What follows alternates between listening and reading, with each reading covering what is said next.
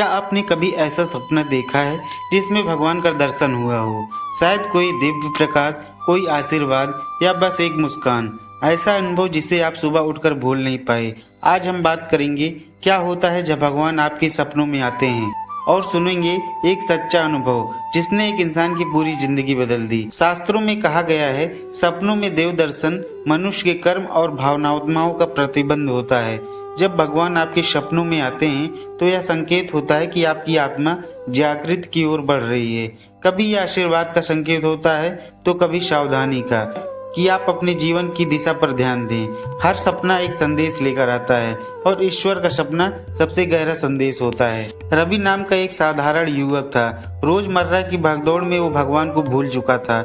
एक रात उसने सपना देखा, वे एक सुनसान मंदिर में खड़ा है और सामने एक तेज प्रकाश प्रकट होता है। उस प्रकाश में धीरे धीरे भगवान शिव का रूप दिखाई देने लगता है।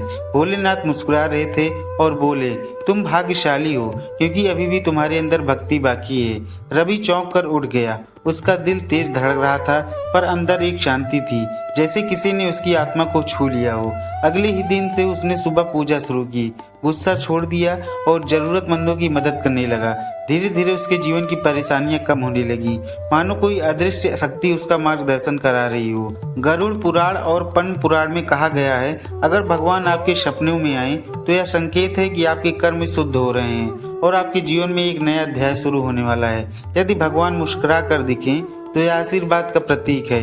यदि वे मौन रहें तो यह ध्यान और आत्मचिंतन का संदेश है। और अगर वे आपको कुछ कहें तो उसे हल्के में न लें, क्योंकि वह शब्द आपके आने वाले भविष्य का मार्गदर्शन हो सकता है।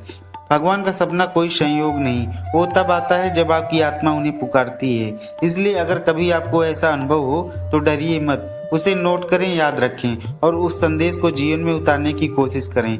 क्योंकि जब भगवान आपके सपनों में आते हैं तो इसका अर्थ है अब आपकी आत्मा भगवान से जुड़ने के लिए तैयार है। दोस्तों, वीडियो अच्छी लगा हो तो लाइक कीजिएगा, चैनल को सब्सक्राइब कीजिएगा। धन्यवाद।